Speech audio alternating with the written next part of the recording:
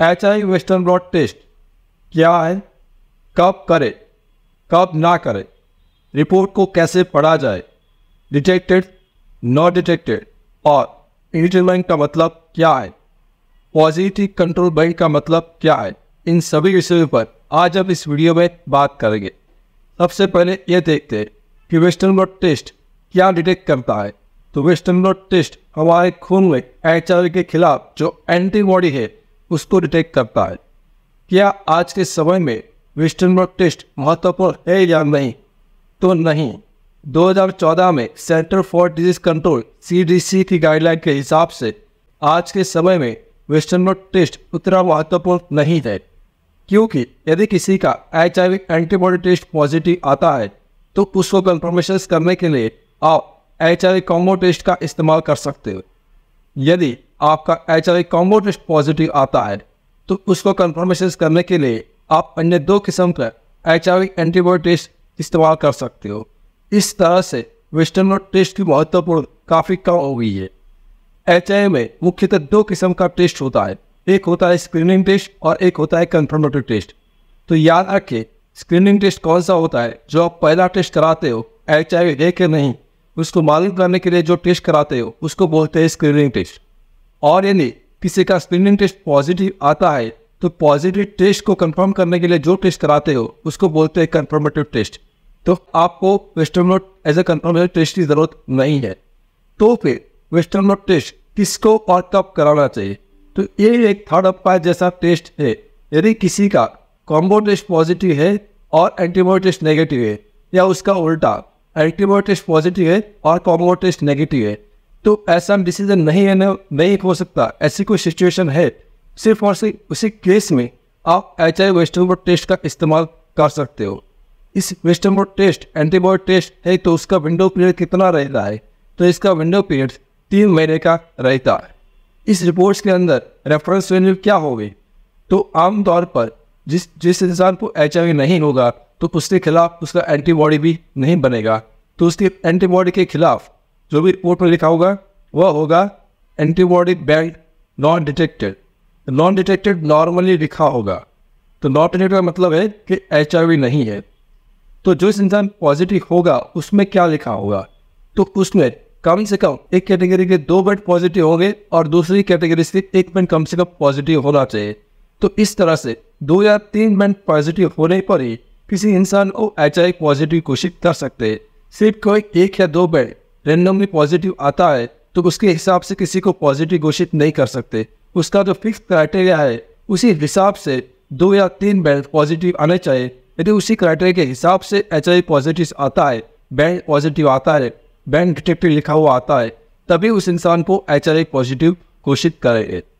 और कभी कभार ऐसा भी होता है कि इस क्राइटेरिया के हिसाब से इस बैंड पॉजिटिव नहीं आते, रैंडमली कोई बैंड पॉजिटिव आता है, तो उस टेस्ट को ना तो पॉजिटिव डिक्लेयर कर सकते हैं और ना तो नेगेटिव डिक्लेयर कर सकते हैं। तो उस केस में इनडिटरमाइंड रिजल्ट लिखा आ सकता है। तो उस केस में या तो आपको उसको कंफर्मेशन करने के लिए HIV का प्रोवायरल DNA क्वालिटेटिव टेस्ट कराना है, या तो फिर आप कुछ समय के बाद वापस वेस्टर्न ब्लॉट टेस्ट करा सकते हो। और बहुत सारे लोग एक रिपोर्ट्स को देखकर कभी कभी डर जाते हैं। उसमें क्या लिखा होता है कि कंट्रोल बैंड पॉजिटिव। अब उन लोगों को कंट्रोल बैंड का मतलब समझ में नहीं आता, उसको ऐसा लगता है कि वो HIV पॉजिटिव है। लेकिन याद रखिए, यहाँ पर जो कंट्रोल बैंड है वो आपका HIV का स्टेटस नहीं दिखाता है। वो जो टेस्ट परफॉर्म हुआ है वो ठीक से हुआ है कि नहीं हुआ है उसको दिखाने के लिए कंट्रोल बैंड रखा जाता है।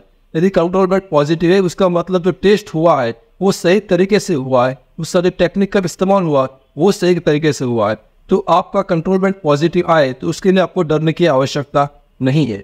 ये टेस्ट कहाँ पर उपलब्ध होता है? तो ये टेस्ट जो बड़ी लेबोरेटरी से सिर्फ वहाँ पर उपलब्ध होता है।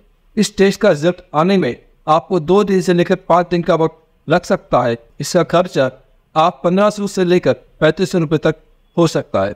यदि आपका रिपोर्ट नेगेटिव है, आप 3 महीने के बाद कराया है, तो ये कंफर्म है कि नेगेटिव है, आपको और कोई टेस्ट कराने की ज़रूरत नहीं है।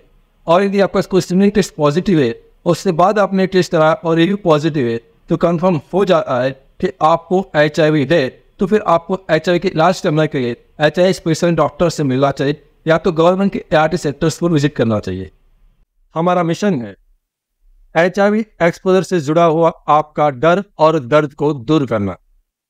और हमारा विजन है HIV के बारे में आसान भाषा में आपको सच्ची और सही जानकारी देना। एक चेतावनी, एक्सपोजर से 3 दिन के भीतर PEP यानी कि पोस्ट एक्सपोजर प्रोफाइलैक्सिस मेडिसिन का इस्तेमाल से HIV होने से हम उसको रोक सकते हैं, लेकिन एक्सपोजर से 3 दिन के बाद किसी भी किस्म की दवाई, आयुर्वेदिक हो, एलोपैथी हो, ART मेडिसिन हो, होम्योपैथिक मेडिसिन हो, जीन थेरापी हो या अन्य किसी किस्म की मेडिसिन या हर्बल दवाई हो, उससे HIV को नहीं रोका जा सकता।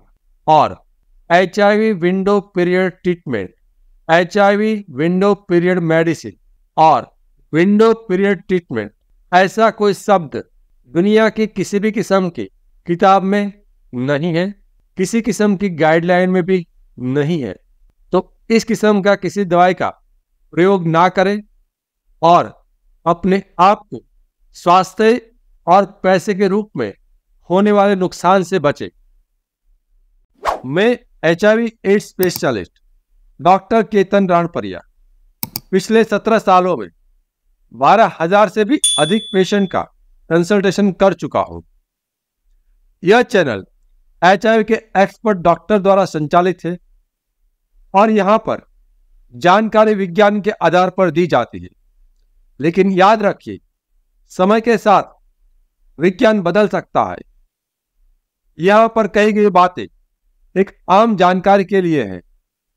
कभी भी किसी भी किस्म की जानकारी को अपने जीवन में लागू करने से पहले HIV एड्स स्पेशलिस्ट डॉक्टर से व्यक्तिगत रूप से राय लेना अत्यंत आवश्यक है।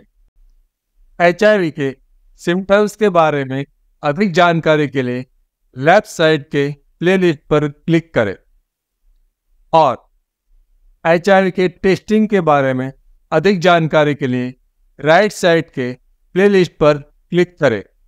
Thank you.